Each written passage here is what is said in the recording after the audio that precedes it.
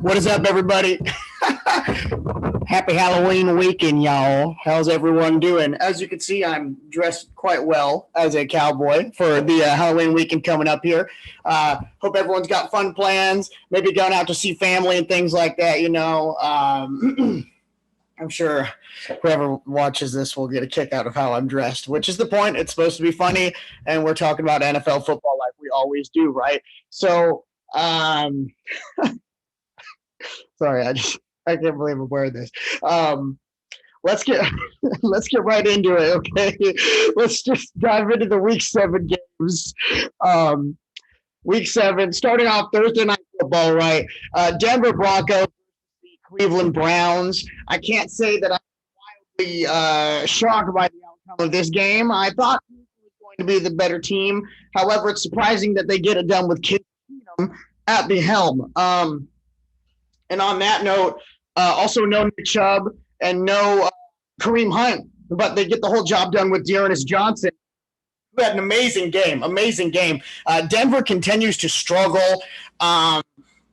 I know a lot of Broncos fans calling for Bridgewater to no longer be the guy, but, I'm over here in the back just being like, well, with no Bridgewater, does that mean that we lean over to Drew Lock? Is that exactly the answer that we lean to there? I don't think so. I think Denver's struggling at quarterback. I've seen articles that are like, oh, Denver's got the most depth in the league, and it's like, you don't have the most depth in the league if you don't even have a top 10 quarterback on the roster. So no way I'm going to agree with those articles and those reports coming out. But I will say this. I don't think Denver Broncos are a very good team, and I think the Browns are going to have a tough time in the future battling on along. I think the running backs are good. I think Kareem Hunt's on IR, while Nick Chubb is getting back in the fold practice-wise. It might be the other way around, but I think that's how it is. And anticipate Dearness Johnson likely getting more carries and filling in that second halfback role, maybe even still just simply splitting reps with Nick Chubb as time continues on. That being said,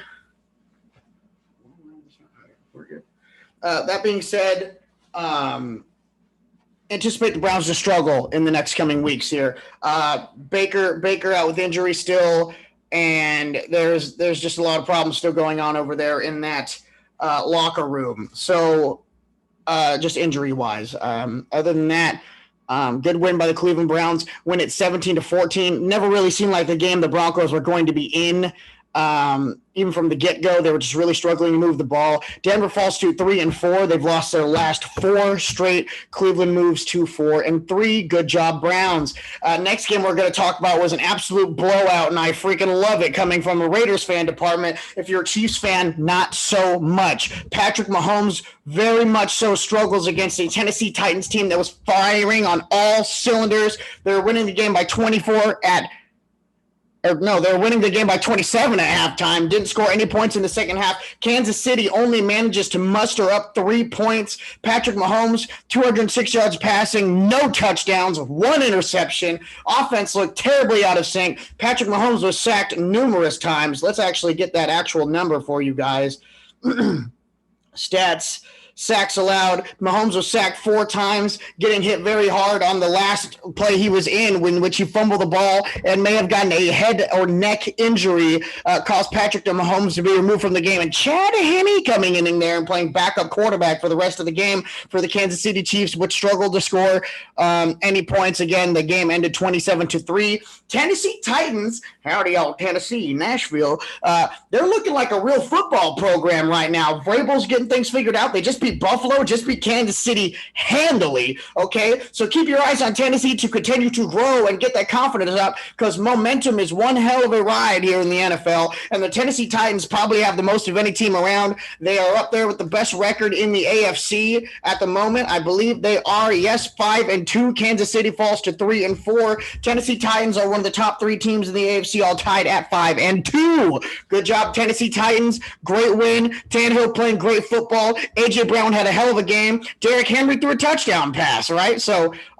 good job by that Titans team. Very impressive win. Let's keep an eye on them moving forward. Next game we go to Washington football team, Green Bay Packers. We kind of all anticipated that the Packers are going to win this game. I expected them to get on fire a little earlier than they did, but that's okay. The real hallmark of this game was how impressively that Green Bay defense played. Washington football team got in the red zone 3 different times, were stuffed on all of them. Antonio Gibson fumbled several times. Taylor Heinicke was absolutely running for his life because Green Bay was getting after the quarterback and getting after the football, playing their best defensive game by far against this Washington football team. Very well done by Green Bay. Aaron Jones is still flying around, looking good. Devontae Adams had a great game. Tanyan got in the end zone as well. Rodgers continues to sling the rock amazingly. Let's see if we can get some offensive stats for that team there. Heinicke, 268 passing, 1 touchdown, also led the team in rushing with 95 yards, almost hits the hundo mark for the Washington football team. Aaron Rodgers, 275 passing, 3 touchdowns. Not a lot of rushing by this Packers team. The Washington football team did a good job slowing down their rush attack. Their leading rusher, Aaron Jones, being at 19 yards, averaging 3.2 yards per carry. It will be interesting to see this Packers game tonight. This is Thursday right now as I'm filming. It'll be interesting to see this Packers game tonight as they will be without Devontae Adams and Allen Lazard. How will Aaron Rodgers respond? Will they try to lean on this running game, which was not as effective in their last Sunday matchup against the Washington football team? We will have to wait and see. Packers end up winning this one 24-10. They've won 6 straight since falling to the New Orleans Saints, and I anticipate a good one tonight against the Arizona Cardinals, who are undefeated. Washington football team falls to 5-2. They've yet to have a very large hallmark win in there. I know that one of their wins came against the Giants. I couldn't tell you who the other win came against, but I doubt it was an impressive team.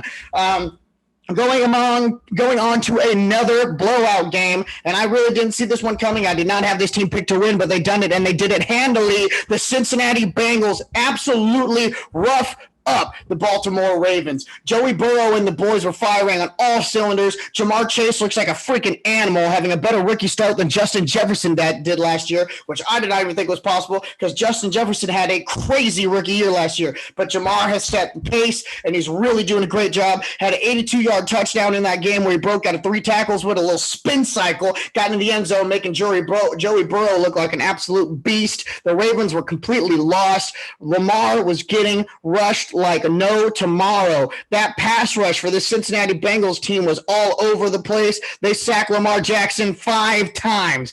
5. They forced 6 punts. My apologies, 6 punts. And they were just doing a really good job getting after Lamar, getting them off the field on 4th down. They clearly had a game plan to keep him from being able to scramble, which he loves to do. They out-dominate this Baltimore Ravens team offensively, 520 yards to 394. CJ Uzoma looking amazing at the tight end position for the Cincinnati Bengals, getting a lot of targets and definitely making plays with them. Good job, CJ Uzoma. Good job by this Bengals team. Expect them to be firing off hard as they are leading the AFC North. Their record is now at 5-2, while the Baltimore Ravens are as well 5-2. Man, tough competition up there in the AFC North. Those are 2 good teams there, too. I think the Ravens just had kind of a slack game, you know. They've been winning a lot of close ones, and this one just was never even really in reach for them. Disappointing. They still have players they can play out there. Marquise Brown's a good player. Obviously, Mark Andrews is a stud tight end. Lamar Jackson's going to find a way to win games in almost every single situation. So don't sleep on that Ravens team. It's not like they're anywhere dead in the water, and they've got the record to prove it as well. But this Bengals team comes out and wins a big game. Big game. I believe we were at Baltimore too in this one. I believe so. Yeah, we were at Baltimore. Sorry, excuse me. Another blowout game. Not the most crazy games this week, but I didn't think that this would be a blowout. I thought this would be a close contention, and I did not pick the team that won to win. But give me the Carolina Panthers versus the New York Giants, okay? The Giants came out and played some really good defense, okay? Carolina had the ball in the red zone once or twice. The Giants shut them down, either allowing a field goal or getting a turnover close in there. The Giants got tricky on offense. It was a close game early, but the offense started to click. Devin Booker finds his way into the end zone. Daniel Jones has a one-handed catch on a Philly special. It looked amazing. Really, just catches it, puts it up against the helmet. What is it about New York Giants being able to snag balls involving their helmets? Am I right, folks? A little throwback there to David Tyree, if you guys know what I'm talking about. Super Bowl against the perfect New England Patriots. Carolina, another team just like this Denver Broncos team, starting out 3-0 and dropping their last 4. I had Carolina picking at least 2 of the last 4 games they lost, this being one of them. They are not getting the job done. Well done by this well done by this New York team. They continue to win games that people don't think they're going to win. But also, what game do you think the Giants go into and you do think they're going to win? So they're stepping up and they're trying to make things happen. And they've won some big ones. But Giants, this win raises them to 2-5. They still have a worse overall record than a team that's lost their last 4 straight.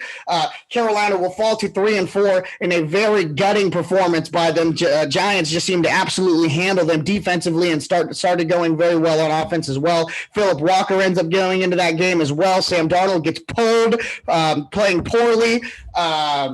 I don't know if the Panthers know if they have a quarterback right now. It seemed like everyone was very high on Sam Darnold early in the season, but here we are now with 3-4. Who the hell's a guy? Do we still wish we had Bridgewater? I don't know. I'm not a Panthers fan, but all I know is I would want some sort of answer to get the ball moving offensively there. We can only cross our fingers and hope and pray that Christian McCaffrey will be on the way soon, back from injury reserve from that hamstring, okay? Please, we can't win a game without you, C-Mac. We played a terrible game against Houston the day you were injured as well, so get back here as fast as you can. Giants, offensively, Daniel Jones, 203 yards passing. Dante Pettis had a pass completion as well. Daniel Jones threw a touchdown pass to Dante Pettis. Devontae Booker gets into the end zone with 51 yards rushing. Giants are still waiting for Saquon Barkley to be back from the mend on the ankle injury. We are not sure if he is back yet. We will find out later in the week. Next game, much closer one, much better game. 2 lower tier teams, but still a good game being battled out. We have the Atlanta Falcons versus the Miami Dolphins. Tua Tagovailoa still looking like not the guy I want to be my quarterback, but he did not play a terrible game against this Atlanta Falcons team. 291 yards passing, 4 touchdowns, 2 INTs. I will say this, the Miami Dolphins got a crucial turnover against Matt Ryan's Falcons, and the first play that Tua got the ball back in Falcons territory, throws the ball right back to the Atlanta Falcons, who return the ball about 45 yards down to the 25-yard line and end up punching it in with a touchdown to Cordell Patterson to give the Falcons a hefty lead over this Miami Dolphins team. Myles Gaskin still taking the heavy load of runs there, 67 yards on 15 carries, no touchdowns. Falcons find a way to piece together the offense. It looks like Kyle Pitts is starting to become a guy over there, receiving-wise, from the tight end position. Matt Ryan, 336 yards passing, 2 touchdowns, 1 INT. Cordero Patterson taking the load of the carries over there, 14 carries, 60 yards, and 1 touchdown. Kyle freaking Pitts, 7 catches, 163, averaging 23.3 yards per reception. Well done, Kyle Pitts. Russell Gage was also getting a fair amount of catches over there for good yardage with 67. Calvin Ridley has 4 catches for 26 yards, but does get a touchdown on the board. Well done by this Atlanta Falcons team as they find their way to 500. 3-3. Miami falls to 1-6 with one of the worst records in the NFL. What are we doing over there, Brian Flores? What's the game plan? I know Dolphins fans are pissed. Another absolute gut-wrenching blowout game. New England Patriots, New York Jets. Okay, I almost said New Jersey Jets, but New York Jets, right? Zach Wilson goes out early in this game. Backup quarterback Mike White needs to come in and actually plays pretty well against the Patriots team. 202 yards passing, 1 touchdown, 2 interceptions. His first pass into the game was a touchdown to Corey Davis. Mike White may be someone who can get something done for this team while Zach Wilson is on the mend from a PCL injury, but we'll just have to wait and see. Mike White, Zach Wilson, both at the start of this NFL season had never taken a regular season NFL snap, so it'll be interesting to see what Mike White can do now under the helm of this offense. Robert Saleh and the boys need to find a way to win football games. You can't be losing them 54-13. I know it's Bill Belichick and the New England Patriots, but we got to figure something out. The Patriots were on a roll offensively. They did lose Jonnu Smith early with a bit of a nicked knee. Kendrick Bourne threw a pass for 25 yards and a touchdown. Brian Hoyer got in the game, 3 for 4, 79 yards. Mac Jones, 24 of 36, 307 and 2 touchdowns. Good completion percentage, being smart, matriculating the ball down the field. But let's talk about this Patriots run attack. Damian Harris, 106 yards, averaging 7.6 yards per carry and getting into the end zone twice. Backup running back who seems to be getting the nod over Brandon Bolden, and obviously James White is still out on the old injured reserve. J.J. Taylor, 9 carries, 22 yards, and 2 touchdowns. Seems like he is a good guy to go to in the red zone. Maybe someone for a fantasy team look later in a week when they might be playing a weaker team. Seems like someone who has a nose for the end zone. Well done by this Patriots team. They score up and down the field. They scored 20 in the fourth quarter. They never took the foot off the gas on an already dead Jets opponent. They were done by the time that the Jets had lost Zach Wilson, I believe, who had been running around for his life all day. A lot of Jets fans were saying that he was probably roughed a couple times that weren't called, but when you're playing Billy Belichick and the New England Patriots, not going to get a lot of calls your way, partner. Know what I'm saying? That being said, Jets fall to 1-5. New England Patriots rise to 3-4. Still negative in the win column. But climbing. That Patriots team seems to me to be a team that will continue to get better and improve on their game. Next game, good one. Not that close. Score is closer than the game indicates. We've got the Las Vegas Raiders against the Philadelphia Eagles. Philadelphia came in and struggled early in this game. The Raiders were moving the ball quick. We did have a quick interception on our first drive, just like the Miami game, but the results were not similar, and there was no way this one was going to overtime. Derek Carr played an absolutely amazing football game, only throwing 3 incompletions, one of those being an interception off a tipped ball. Now, kind of hard to put it on the quarterback. Obviously, he threw the ball to a place where it was going to get tipped. Derek Carr, 31 of 34 with 323 yards passing, 2 touchdowns, and 1 INT early. Kenyon Drake got the bulk of the carries as Joshua Jacobs left the game early with an injury. Jacobs, 29 yards and 1 touchdown. Kenyon Drake, 69 yards on 14 carries, 1 touchdown as well. The Raiders were off and moving. Renfro's looking great. Ruggs is still playing good football, but only got the ball passed to him once. No need for a deep threat in a game where you're absolutely dominating. It seems like this Raiders team is very much so rallying behind Rich Bisaccia, Paisan Richie as the head coach over there for the Las Vegas Raiders. Now, this Philadelphia Eagles team is starting to rail. They're starting to rail. I know they beat the Carolina Panthers, but maybe the Carolina Panthers aren't any freaking good, okay? Maybe Philadelphia's not any freaking good. They were making many mistakes early in that game, could not get off the field on third down, got sacked a lot. Yannick Ngakoue and Max Crosby were all over those boys the whole game, okay? Let's see how many times they were sacked.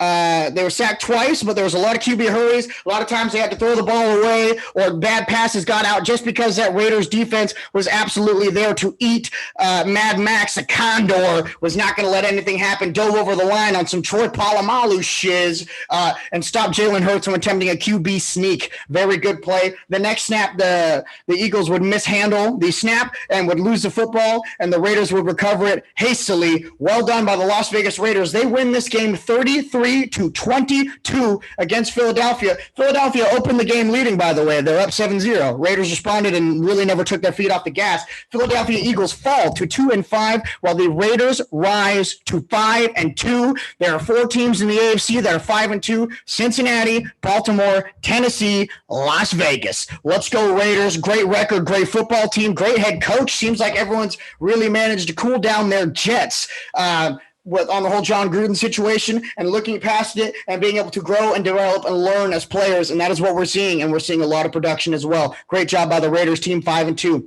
A game that was closer than people anticipated. I did not think Motor City Dan Campbell was just going to let this team run away with the win, and they did not, especially early on in the game. Detroit Lions, Los Angeles Rams. Detroit 19, LA 28 in this game. The Rams came out firing, starting the game with an onside kick. They had 2 fake punts in this game. I think they even went for a third but didn't convert on it, so I should say they had 2 successful fake punts in this game.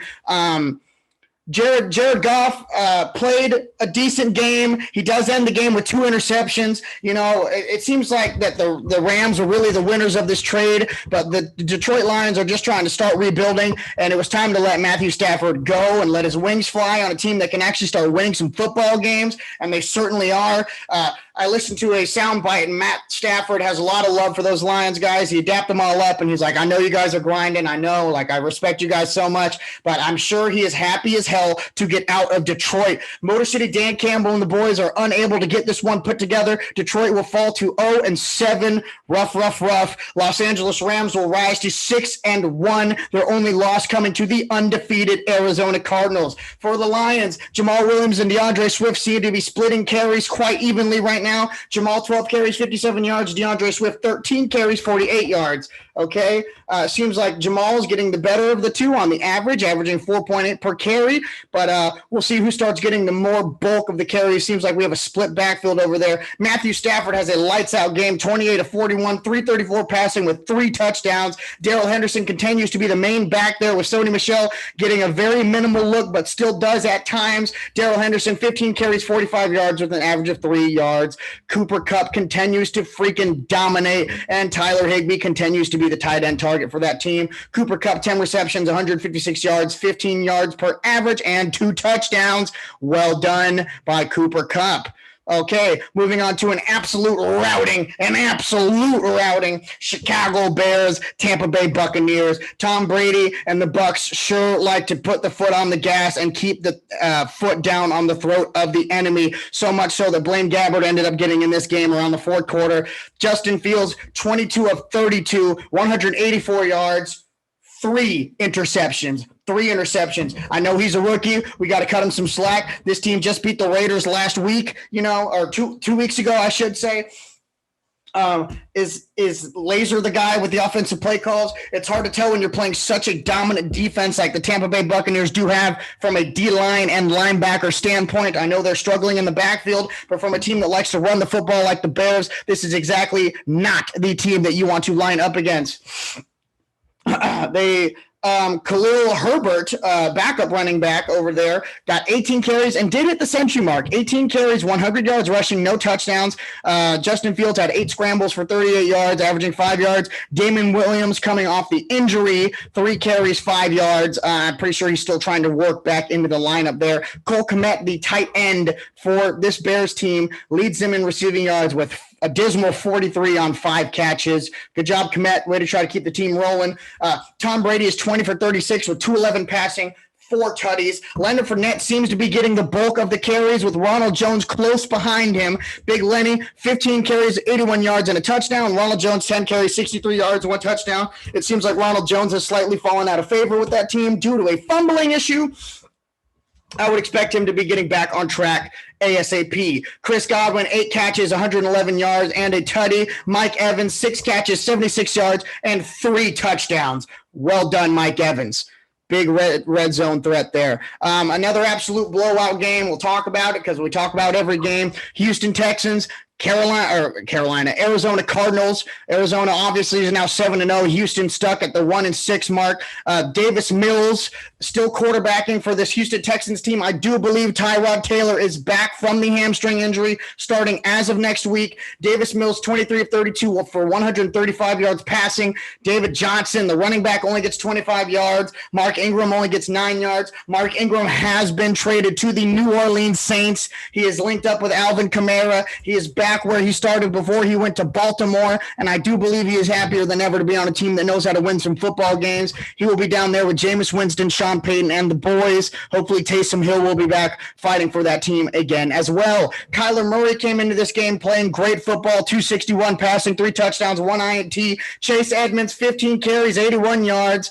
James Conner continues to be the red zone back for this Cardinals team, 10 carries, 64 yards, less yards, but he is the one who gets the ball in the red zone. He gets a touchdown on the board for that Cardinals team as well. Well done. Zach Ertz leads the team in receiving yards, tied with A.J. Green actually on stats. Him and A.J. Green, both 3 catches, 66 yards, averaging 22. Zach Ertz was the one who found the end zone, though. DeAndre Hopkins, nuke out there making plays. 7 catches, 53 yards, and a touchdown. Kirk and Rondale Moore being the 4th and 5th targets on the board there. Well done by this Arizona Cardinals team. Let's see what they can do tonight against a very strong Green Bay Packers team, but it's missing 2 offensive targets. It seems like Arizona is going to be the team to win that game, but you never know with former NFL MVP Aaron Rodgers. Lots of things can happen. Lots of things can happen.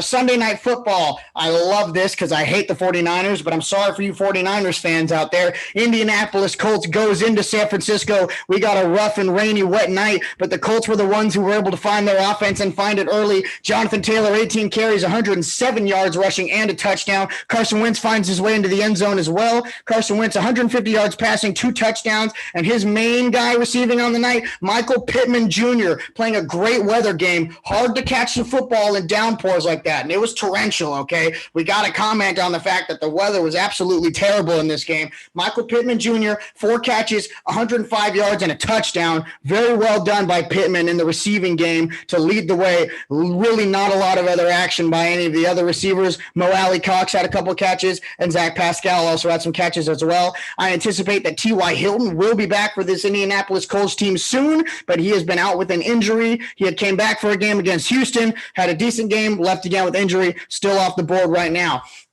Let's talk Niners stats. Niners are very much struggling to me on offense, it seems. Jimmy Garoppolo appears to be the guy right now, but I'm not a big Jimmy Garoppolo fan. And then if you want to go to Trey Lance, that's fine. But also you've got the rookie aspect on Trey Lance. He needs time to develop. And this was a tough game, but Jimmy Garoppolo, 181 passing, 1 touchdown, 2 interceptions. They rely heavily on Eli Mitchell, who ran the ball well, 18 carries, 107, and a touchdown. But it is just not going to be enough to win the game. Deebo Samuel had an amazing game, 7 catches, 100 yards receiving, and a touchdown. That boy Deebo's a real deal, okay? He's a real cat out there. He can play some football, but it's not going to be enough when you don't have enough production from your quarterback, and I keep harping on it. I don't think the Niners have a guy at QB right now, and they need one, or they need their running game back, but it's hard when you lose your main runner and Raheem Mostert so early in the season for the season. So we'll see what the San Francisco 49ers are going to be able to do to piece things together. Indianapolis wins this game 30-18. Indianapolis rises to 3-4. They were dead in the water, but they rise to 3-4. San Francisco falls to 2-4. A disappointing start for Niners fans out there. I know that. We'll see if they're going to be able to figure some things out and put together some wins. They're in a tough division over there. Speaking of the NFC West. Let's talk about the Seattle Seahawks versus the New Orleans Saints. Wasn't able to watch this game as it happened, but I do know stats and highlights as it went down. Obviously, I'm out coaching the old Pioneer Patriots. The Saints just happened to put together a little more offense than the Seattle Seahawks. And let me tell you why they were able to put together more offense. They got a man named Alvin Kamara on the field who led the team in rushing yards and receiving. Alvin, 10 catches, 128 yards and a receiving touchdown, 20 carries for 51 yards. Seemed to get figured out in the second half of this game as he was not producing as much. I'm sure Seattle was like, whatever we do, we're not going to let big plays go to Alvin. So they were locked up. Seattle just struggling offensively with Geno Smith at the helm. They can't run the ball very well. Geno doesn't seem to be connecting with main receivers very well, most specifically Tyler Lockett, who's had some very down numbers from what we're used to when he's playing with Russell Wilson. DK still seeming to get some things done, but both Lockett and DK held to only 2 catches. DK did manage to break away on an 84-yard touchdown. So he almost hit the century mark receiving, but when you're only getting 2 catches to each of your number 1 and 2 receivers, I know it's rainy, I know it's bad weather, but there's still people that can produce and catch the ball. We have people with way more catches than that. Maybe start leaning towards your running back in the passing game more, just like the Saints did, but we got to figure something else out other than just leaving our quarterback out there to die. The Saints had a debut kicker in this game. He did a very good job. He kicked the game winner with 1:30 left. Seattle gets the ball back, and they go 4 and out. Geno Smith takes 2 sacks against a ferocious Saints defense that would do anything they could to stop this team. Well done by the New Orleans Saints. They win this one 13-10 in a torrential downpour. Torrential. 4-2 go the Saints. 2-5 go the Seahawks.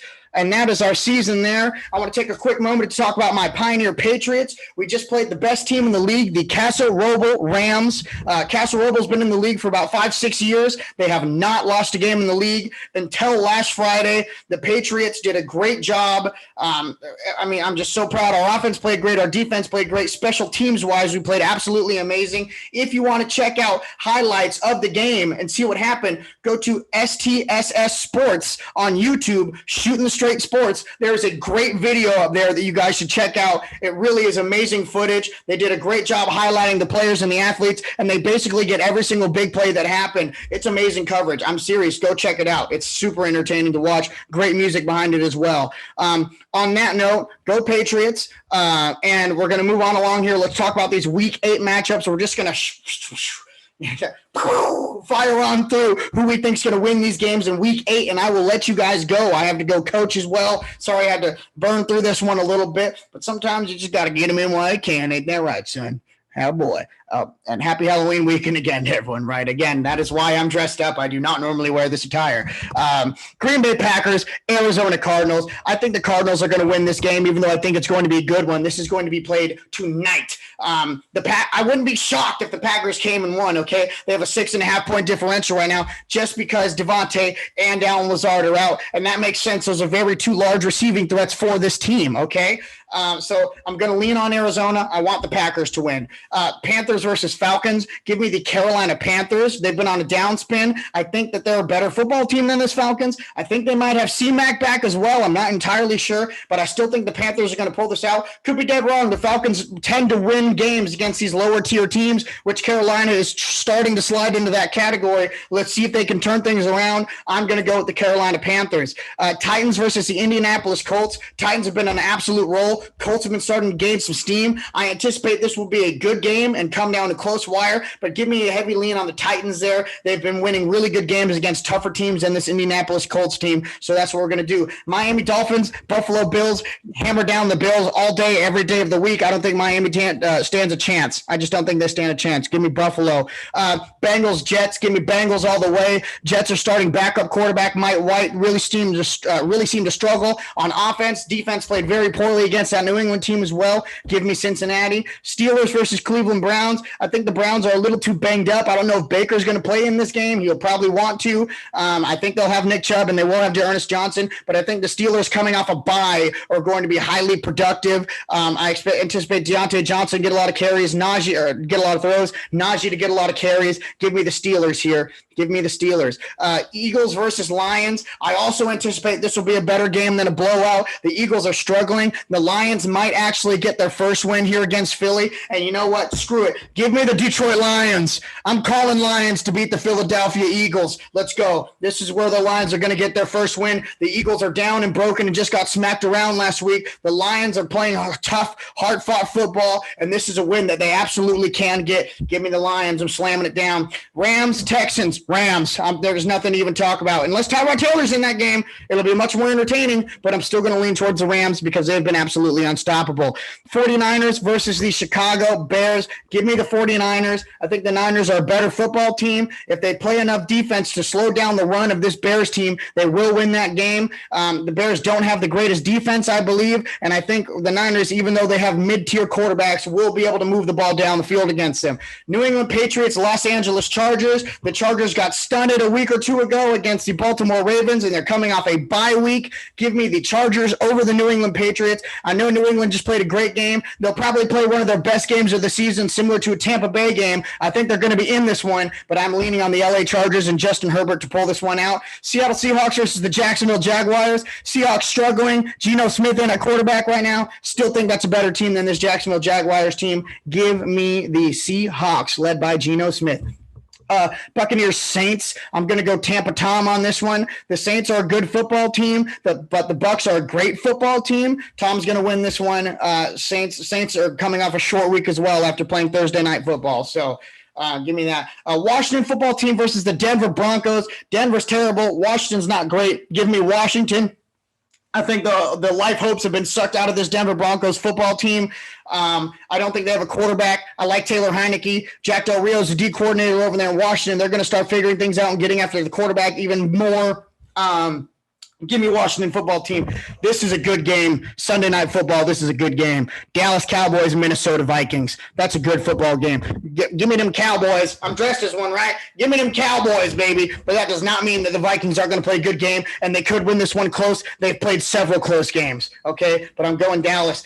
Interesting Monday night matchup. A very, very down struggling Chiefs team against a Giants team that tends to beat teams they're supposed to beat or supposed to lose to. I'm going to go Kansas City just because I think Kansas City is a good football team, even though they've been playing terrible. I just think that they're still good. I think they will figure something out. Losing this week will really turn that tide on me if they lose to the Giants. Give me the Kansas City Chiefs. All right, folks, thank you so much for listening in. Hope all having a great Thursday. Hope the Thursday night game is good. I'm going to be watching the Dixon Rams versus the Casa Roble Rams. If Casa Roble beats Dixon and then we beat Miraloma, the Pioneer Patriots will win the league, the GEL, for the first time in high school since 2004. So I'm excited for that. I'll be out there watching that game. Hope everyone has a great weekend. Please have a great and safe Halloween. Eat a lot of candy. Hang out with your friends. Tell your family you love them. All that good stuff. That's it for me, folks. I just realized something. What? Where is? I realized something I totally forgot to do on the intro, just because I was so hyped up on the cowboy skit, right?